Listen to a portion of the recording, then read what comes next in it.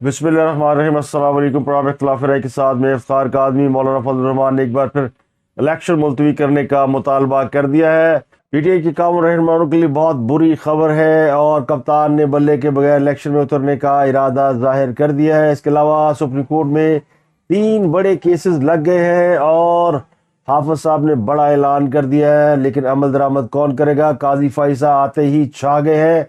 तो मंगल का दिन पाकिस्तान की सियासत में बड़ी अहमियत का हामिल है। नवाज शरीफ की ताहयात नाअहली पर सुप्रीम कोर्ट का बड़ा फैसला मतवक्को है। इसके अलावा लाहौर हाई कोर्ट के जज साहब ने लतीफ खोसा के साहबजादे खुर्रम खोसा को रिहा करने का हुक्म दे दिया है और उनके खिलाफ दर्ज FIR खत्म कर दी है। तो खुर्रम लतीफ खोसा जिन्होंने ये दावा किया था ओए मैं लतीफ खोसा का पुत्र, उन्होंने अपनी बात सच साबित करवा दी है और अदालत भी अपनी होनी चाहिए, जज भी अपना होना चाहिए। तो फिर FIR की क्या औकात है?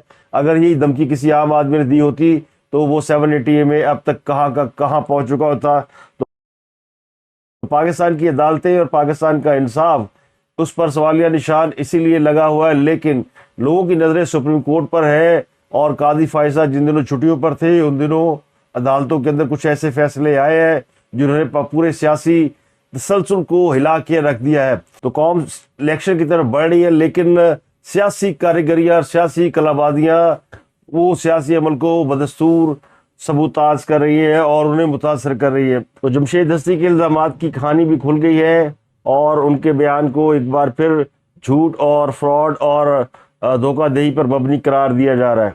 पुलिस ने जमशेद दस्ती के इल्ज़ामात को झूठा और बेबुनियाद करार दे दिया है। साबिक़ MNA के घर पर किसी किस्म का कोई छापा नहीं मारा गया। आपको मेरे पिछले व्लॉग में जमशेद दस्ती की एक वीडियो नज़र आई होगी जिसमें वो रो कर चीफ जस्टिस से फरियाद कर रहे हैं कि उनके घर पर छापा मारा गया, उनकी बीवी को बरहना कर दिया गया, उसकी इज्जत पर हाथ डाला गया। तो वो मरना चाहते हैं। उन्होंने ये भी कहा था कि उनके घर पर खुफिया एजेंसियों और CTD खेल कर उन्होंने छापा मारा, उनकी कीमती अशिया भी ले गए हैं।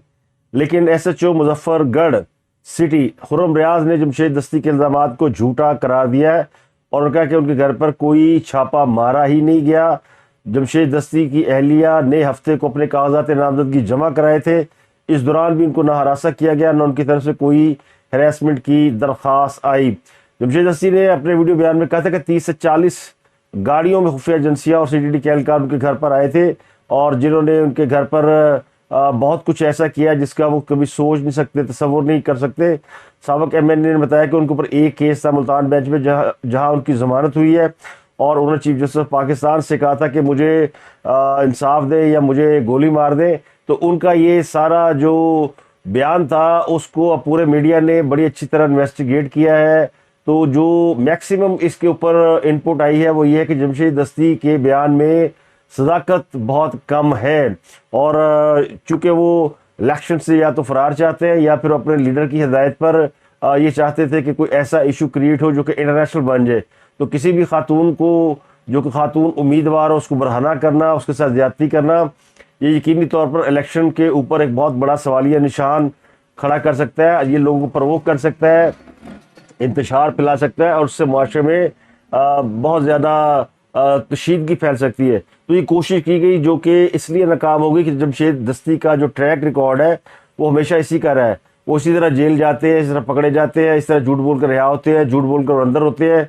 और आखिरी दफ़ा जो उनकी रिहाई हुई थी उसमें उन्होंने ये ओथ टेकिंग दी थी कि उनकी चूँकि वालदा और बहन बीमार है तो वो दोबारा कभी किसी किस्म की गैर रियासती सरगर्मियों में या रियासत मुखालिफ एक्टिविटी में शरीक नहीं होंगे।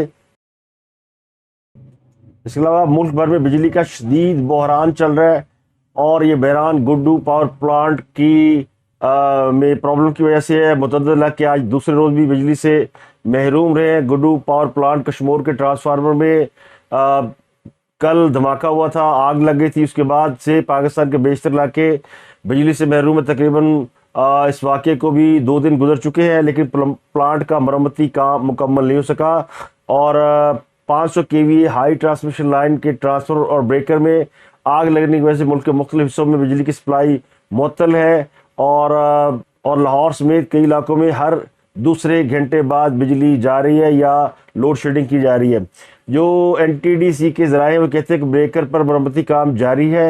गुड्डू थर्मल पावर स्टेशन की जनरेशन सिफर है, नेशनल ग्रिड से दीगर ट्रांसमिशन लाइनों में सप्लाई दी जा रही है, लेकिन इसके बावजूद डिमांड जो है वो ज़्यादा है और सप्लाई कम है, जिसकी वजह से बहुत से इलाकों में बिजली की फराहमी मुअत्तल है और ये अगले 12-14 घंटे में सूरत हाल इसी तरह की रहेगी और ये दौरानिया इससे भी ज़्यादा लंबा हो सकता है। तो ये कोई लोड शेडिंग नहीं है, ये पाकिस्तान के जो पावर जनरेट करने वाले प्लांट हैं उनमें आतिशबाजी की वजह से जो कुछ हुआ उसका नतीजा है कि मुल्क भर के लोगों को, आवाम को बिजली की किल्लत का सामना करना पड़ रहा है। पाकिस्तान तहरीक इंसाफ ने ये ऐलान किया कि अगर उन्हें बल्ले का निशान ना मिला तो वो कोई भी निशान लेने के लिए तैयार है। पीटीआई के मौजूदा चेयरमैन गौहर खान ने कहा है कि वो हर सूरत इलेक्शन में जाना चाहते हैं, इलेक्शन का बाइकआउट नहीं करना चाहते। अगर उन्हें बल्ले का निशान ना मिला तो किसी और निशान के साथ वो इलेक्शन में चले जाएंगे और इलेक्शन के लिए निशान होना बड़ा ज़रूरी है। अगर निशान ना मिला तो फिर मखसूस नशिस्तों के लिए बड़ी प्रॉब्लम होगी और उनका ये भी कहना है कि पाकिस्तान की एक बड़ी सियासी जमात को इंतखाबी अमल से बाहर रखने से नताइज अच्छे नहीं होंगे। तो ये पीटीआई की जानिब से एक बड़ा ही गुडविल जेस्चर के तौर पर पैगाम दिया गया कि उन्हें कोई भी इंतखाबी निशान गंवारा है अगर बल्ले का निशान उन्हें अलॉट नहीं किया जाता। अब पीटीआई बल्ले के निशान पे क्यों कंप्रोमाइज़ कर रही है इस पर बात करेंगे, लेकिन एक अहम केस पेशावर हाई कोर्ट में इलेक्शन कमीशन ने दायर किया हुआ है।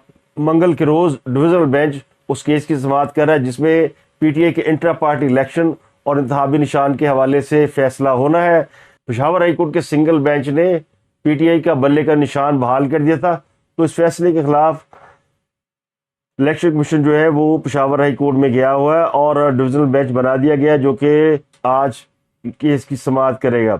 इसके अलावा पीटीआई की जानिब से तौहीन अदालत के लिए दी गई दरख्वास्त 3 जनवरी को समाअत के लिए मुकर्रर कर ली गई है। बुध के रोज़ जस्टिस काजी फाइसा की सरबराही में 3 रुकनी बेंच केस की समाअत करेगा। पीटीआई की दरख्वास्त पर होने वाली समाअत में जस्टिस काजी फाइसा के अलावा जस्टिस मोहम्मद अली मदर और जस्टिस मुसर्रत हलाली बेंच में शामिल है। दरख्वास्त में कहा गया है कि 22 दिसंबर को सुप्रीम कोर्ट ने इलेक्शन कमीशन को पीटीआई की दादरसी की हिदायत की थी, लेकिन इलेक्शन कमीशन ने अदालती फैसले पर अमल दरामद नहीं किया।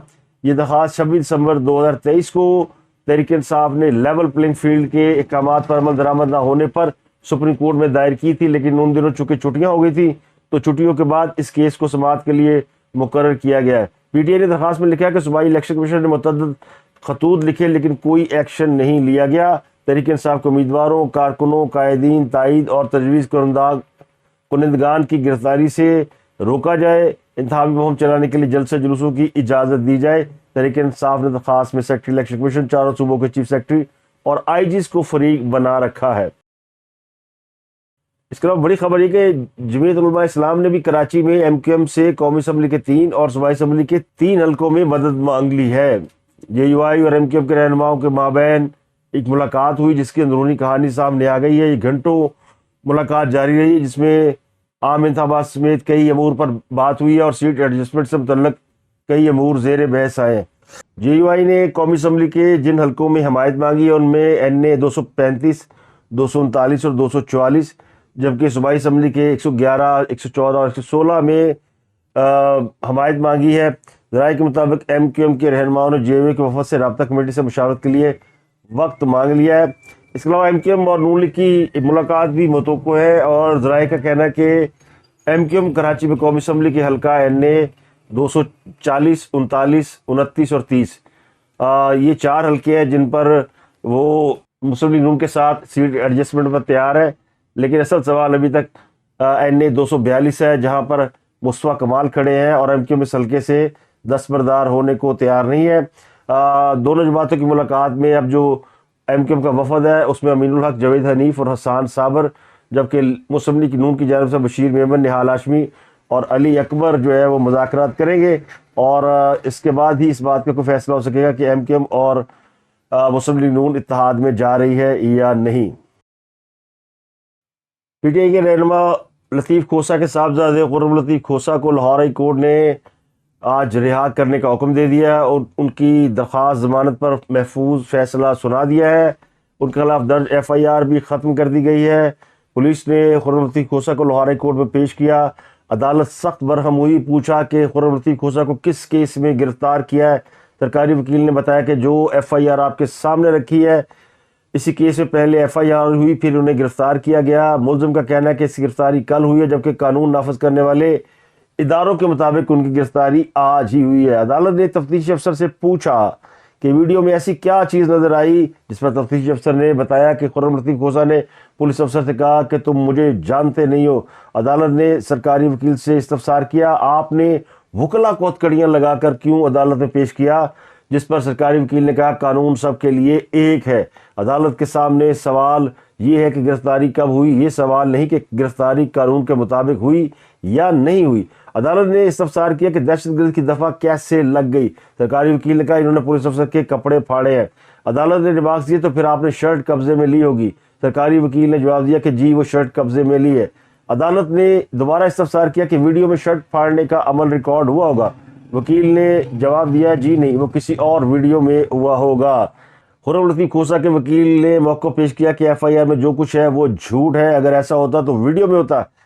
عدالت نے دلائل سننے کے بعد خرم لطیف کھوسہ کی ہتھکڑیاں کھولنے کا حکم دیا اور انہیں رہا کرنے کا حکم دے دیا ہے۔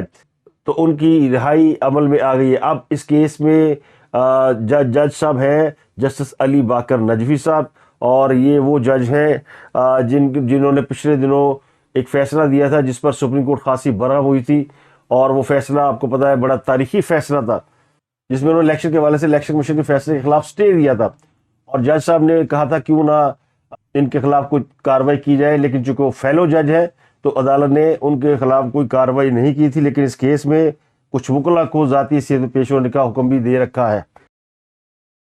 تو نواز شریف اور جہانگیر ترین سمیت آرٹیکل 62(1)(f) کے تحت نااہل قرار دیے گئے سیاستدانوں کے بارے میں سپریم کورٹ جو ہے وہ آج اہم فیصلہ کرے گی۔ آرٹیکل 62(1)(f) کے تحت نااہلی کیس کی سماعت کے لیے 7 رکنی بینچ تشکیل دیا گیا ہے۔ جسٹس قاضی فائزہ اس کو ہیڈ کریں گے۔ جسٹس منصور علی شاہ، جسٹس یحییٰ فریدی، جسٹس امین الدین خان، جسٹس جمال مندوخیل اور جسٹس محمد علی مدر اور جسٹس مسرت ہلالی بینچ کا حصہ ہیں۔ مسلم لیگ نون کے قائد نواز شریف اور استقلال پاکستان پارٹی کے سربراہ جہانگیر ترین کو آرٹیکل 62(1)(f) کے تحت 2017 میں عوامی عہدوں کے لیے نااہل قرار دیا گیا تھا۔ تو 2 جنوری کے روز اس کیس کی سماعت ہوگی۔ سپریم کورٹ نے گزشتہ سماعت کے تحریری حکم نامے میں یہ کہا تھا کہ نااہلی کی مدت کے سوال والے کیسز جنوری کے پہلے ہفتے میں مقرر کیے جائیں گے، لیکن یہ جنوری کے دوسرے ہی دن اس کو مقرر کر دیا گیا ہے۔ اس کے علاوہ اور یہ بھی کہا تھا کہ کیسز کے زیر التوا ہونے کو الیکشن میں تاخیر کے لیے استعمال نہیں کیا جائے گا۔ حکم نامے میں کہا گیا تھا کہ ایڈیشنل اٹارنی جنرل نے نشاندہی کی آئینی سوال والے کیس پر کم از کم 5 رکنی بینچ ہونا ضروری ہے۔ یہ بینچ میر بادشاہ قیسرانی کیس میں تاحیات نااہلی سے متعلق نوٹس پر تشکیل دیا گیا، لیکن اس کا فیصلہ ان تمام سیاستدانوں پر ہوگا جو کہ 62(1)(f) کے زمرے میں آتے ہیں یا اس کے تحت نااہل قرار دیے گئے۔ تو یہ ایک بڑا کیس ہے، اور یہ ابھی جو کاغذات نامزدگی جمع ہو رہے ہیں ان میں نواز شریف کے 2 جگہ پر کاغذات جو ہے ان کو چیلنج کیا گیا ہے، مانسہرہ اور لاہور، اور دونوں جگہ اعتراض کنندہ کا جو اعتراض ہے وہ یہ ہے کہ نواز شریف کو عدالت نے تاحیات نااہل قرار دیا ہوا ہے۔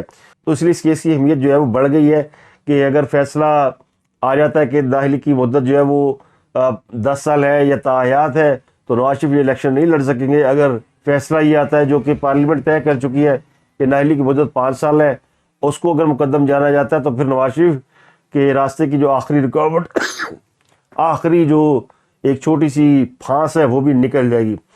لیکن نیب نے سزا یافتہ افراد کے الیکشن لڑنے کے معاملے پر اسلام آباد ہائی کورٹ سے رجوع کر لیا۔ نیب نے عدالت سے سنگل بینچ کا فیصلہ معطل کرنے کی استدعا کی ہے اور کہا ہے کہ نیب سزا یافتہ کی 10 سالہ نااہلی کی مدت بحال کرے۔ نیب کا موقف یہ ہے کہ جون میں سنگل بینچ نے نااہلی کی مدت 10 کی بجائے 5 سال کر دی تھی۔ سنگل بینچ کے فیصلے کے خلاف انٹرا کورٹ اپیل دائر کی۔ الیکشن لڑنے کے لیے سنگل بینچ کے فیصلے کا حوالہ دیا جا رہا ہے۔ تو نیب نے عدالت سے کہا ہے کہ عدالت انٹرا کورٹ اپیل میں سنگل بینچ کے فیصلہ فوری طور پر معطل کرے۔ اس کے علاوہ پی ٹی آئی کے 51 رہنماؤں کی جائیدادیں ضبط کرنے کا حکم دے دیا گیا ہے۔ صدر دہشت گرد کی عدالت نے 9 مئی کو گجرانوالہ کینٹ پر حملے اور جلاؤ گرا کے مقدمے میں مراد سعید، حماد اظہر، عمر ایوب سمیت 51 افراد کی جائیداد ضبط کرنے اور انہیں اشتہاری قرار دینے کا حکم دیا ہے۔